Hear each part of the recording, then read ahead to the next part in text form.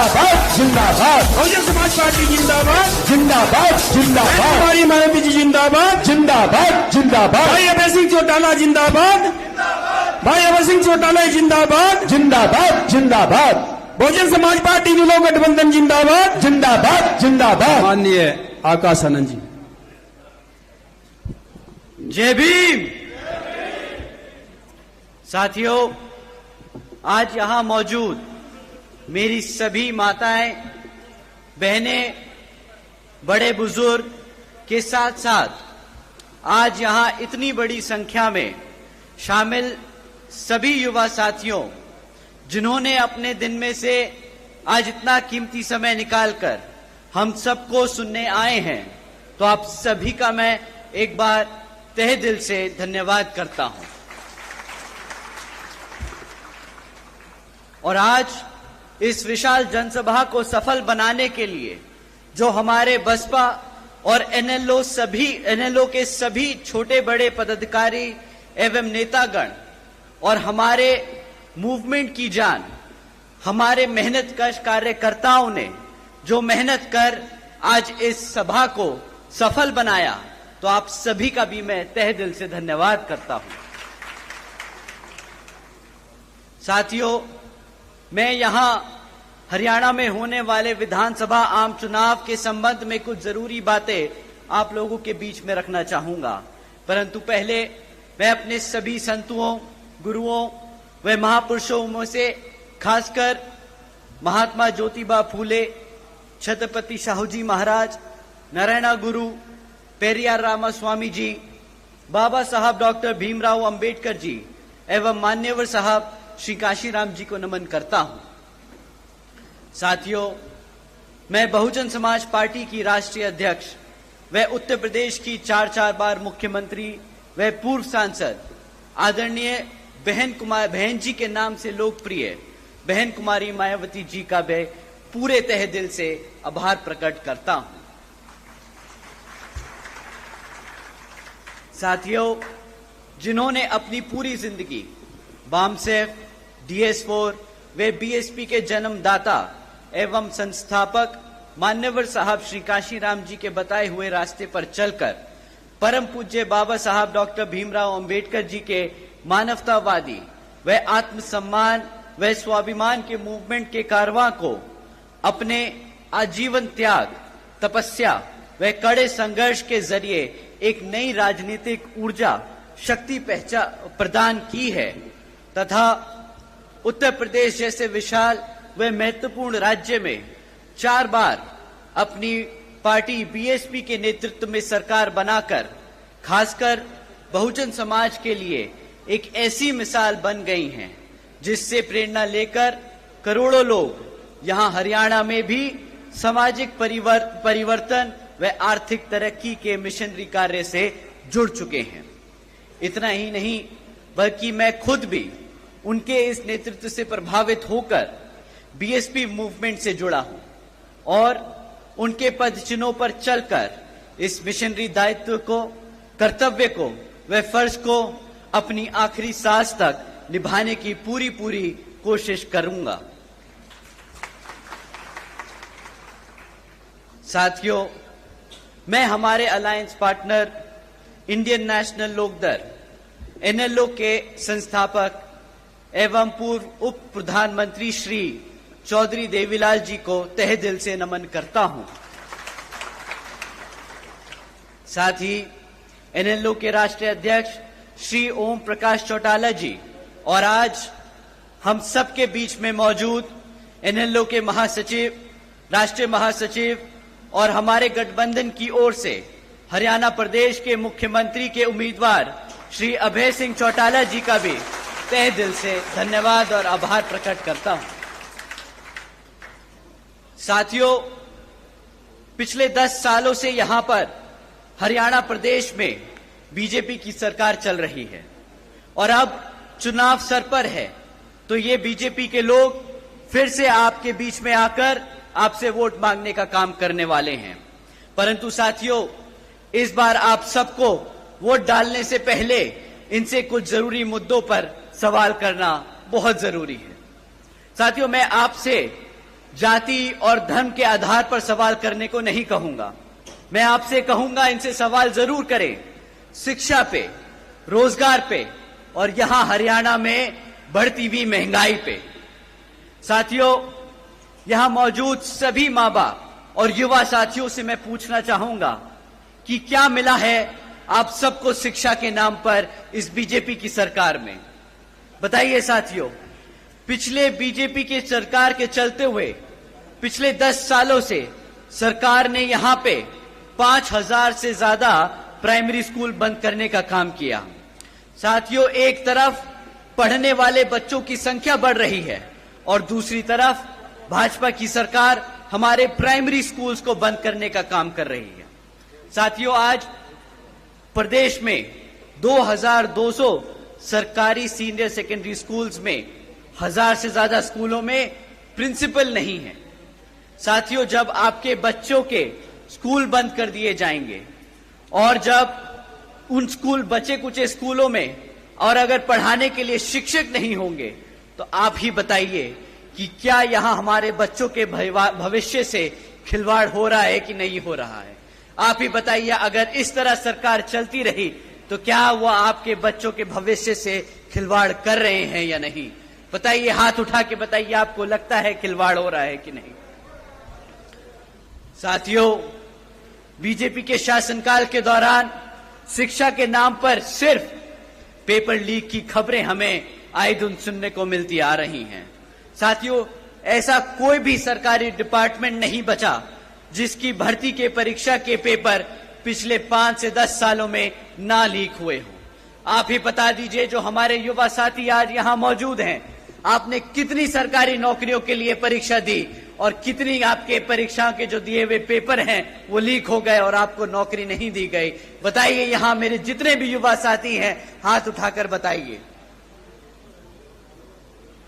साथियों, हकीकत तो ये है कि बीजेपी हो या कांग्रेस, दोनों ही पार्टियों ने हमारे बच्चों के भविष्य के साथ खिलवाड़ किया है। एक ने सरकार में रहकर कुछ नहीं किया और दूसरा विपक्ष में रहकर भी हमारे बच्चों की शिक्षा के लिए आवाज नहीं उठा पाया। तो साथियों, आप बताइए, क्या ऐसी पार्टियों को हक है सत्ता में आने का दोबारा? बताइए, हक है कि नहीं? तो साथियों, आने वाले इस विधानसभा आम चुनाव में इसका जवाब आप यहां अपनी बीएसपी और एनएलओ पार्टी के सामने वाला निशान व बटन दबाकर अपने यहां प्रत्याशी को जिताकर और हमारे अभय सिंह चौटाला जी को मुख्यमंत्री बनाकर उनको खदेड़ बहार कर ये जवाब जरूर देंगे। साथियों, एक तरफ बीजेपी और कांग्रेस की सरकार जो गरीब विरोधी नीतियों पर चल रही है और दूसरी तरफ हमारी आदरणीय बहन कुमारी मायावती जी की नीतियां हैं, जिसके तहत चलकर यूपी में बीएसपी की सरकार ने सावित्रीबाई फूले बालिका शिक्षा आशीर्वाद योजना चलाई थी। साथियों, आपको जानकर हैरानी होगी कि जिस तरह इस योजना के तहत 7 लाख से ज्यादा बच्चियों को 12वीं तक की शिक्षा प्राप्त करने के लिए 600 करोड़ से ज्यादा की लागत इन बच्चियों को अपने पैरों पर खड़ा कर एक उज्जवल भविष्य देने के लिए बहन जी ने उत्तर प्रदेश में खर्ची थी। और इतना ही नहीं साथियों, आदरणीय बहन जी ने अपने शासनकाल में यूपी में 5550 से ज्यादा प्राइमरी स्कूल्स का निर्माण करवाया था। इतना ही नहीं, पहली बार बहन जी ने हॉस्टल्स में गरीब वंचितों के बच्चों के लिए 27% आरक्षण का भी इंतजाम सुनिश्चित किया था। साथियों, एजुकेशन की बात है तो आपको जानकर हैरानी होगी कि इसके साथ साथ बहन जी ने, आदरणीय बहन कुमारी मायावती जी ने 6 engineering colleges, 2 homeopathic colleges, 24 polytechnic colleges, 2 paramedical colleges, 6 universities, 200 से अधिक इंटर व डिग्री कॉलेजेस और 550 से ज्यादा हाई स्कूल्स और 5500 से ज्यादा प्राइमरी स्कूल्स और 100 से अधिक ITIs का बनाने का काम किया था, वो भी सिर्फ 5 साल में। तो आप सोचिएगा साथियों, जब आप अभय सिंह चौटाला जी को मुख्यमंत्री बनाएंगे तो वो आपके प्रदेश में कितने ही हजारों स्कूल खोलेंगे और आपके बच्चों को पढ़ने की इच्छा पूरी कराएंगे। साथियों, ये लिस्ट बहुत लंबी है कि कभी कभी सोचकर मुझे हैरानी होती है कि सिर्फ 5 साल में कोई इतना काम कैसे कर सकता है। लेकिन साथियों, अगर अपने समाज के लिए, अपने लोगों के लिए काम करना कोई चाहे तो असंभव काम भी संभव हो जाता है। परंतु जैसा कि आप जानते हैं, यहां बीजेपी और कांग्रेस की सरकार रही है, उन्होंने कितने दिल से यहां पर आपके बच्चों के प्राइमरी स्कूल्स, कॉलेजेस, यूनिवर्सिटीज बंद करने का काम किया है।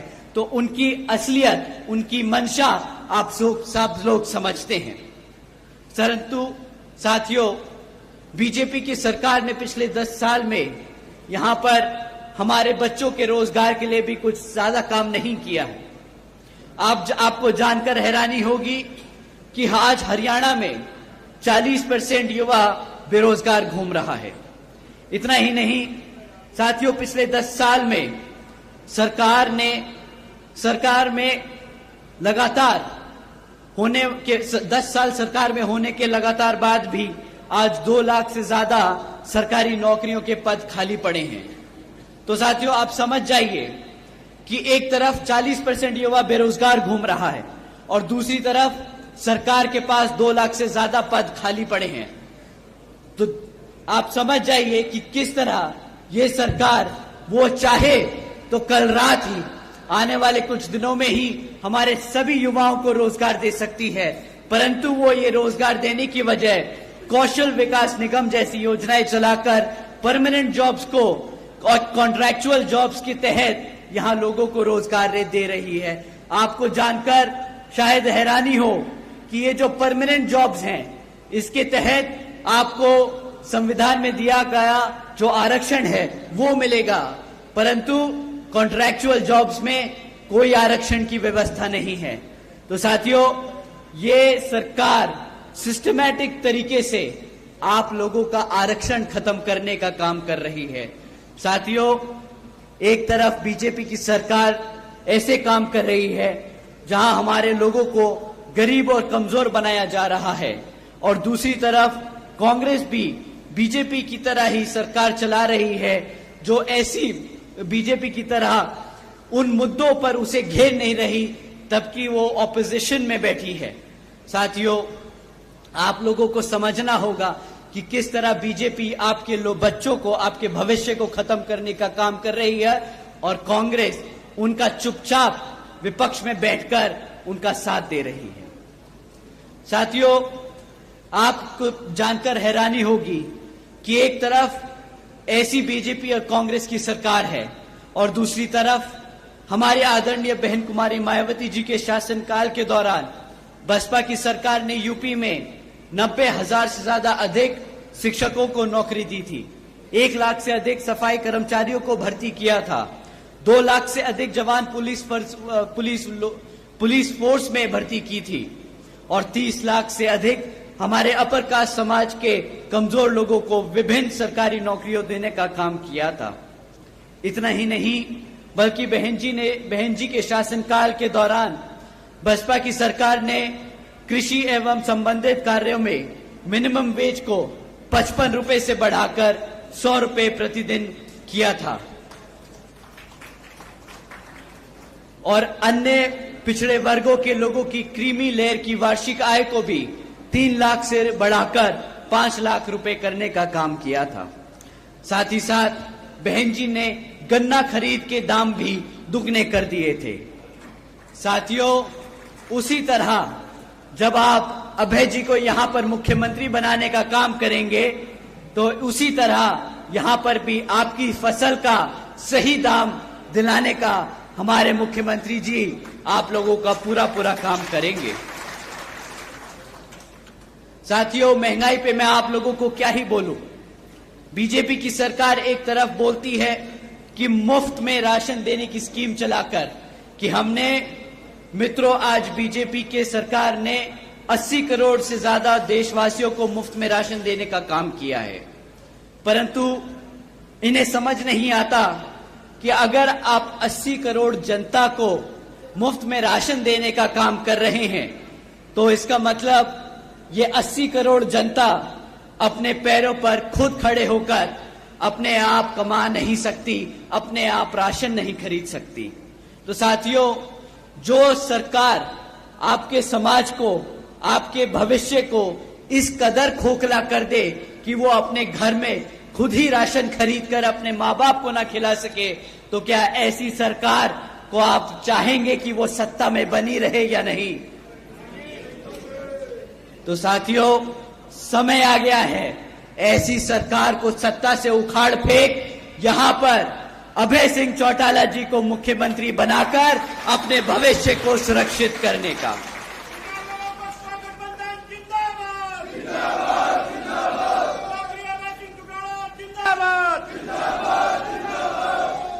साथियों, इन्हीं कुछ जरूरी बातों के साथ ही अब मैं आप सभी लोगों से और मेरी तरफ से मेरे साथ साथ व खासकर आदरणीय बहन कुमारी मायावती जी की भी यही विशेष अपील है कि इस विधानसभा आम चुनाव में आप सभी लोग हर मोर्चे पर सावधान रहें। आपका वोट बहुत कीमती है, आपका वोट कोई खरीद ना पाए, आपका वोट कोई लूट ना पाए, आपका वोट कोई पढ़ने से रह ना जाए। जाति, बिरादरी, धन बल, मंदिर मस्जिद या किसी भी भावना आदि के नाम पर कोई स्वार्थ में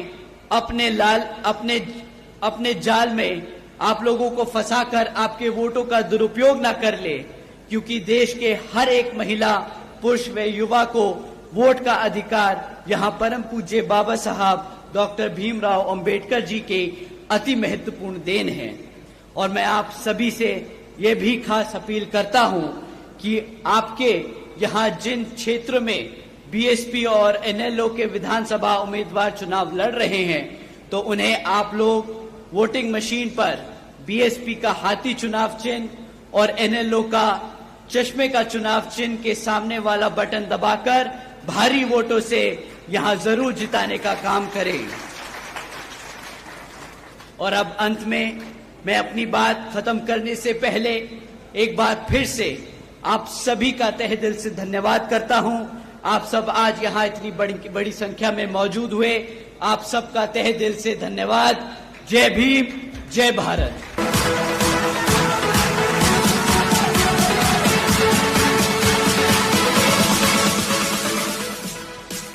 तो अब हमारे बीच में माननीय श्री,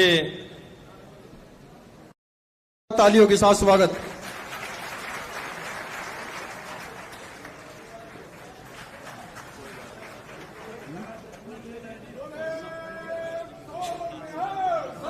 श्री अकाल वाहेगुरु जी खालसा, वाहेगुरु जी फतेह।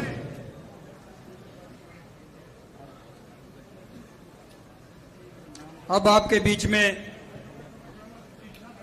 जिनका आपको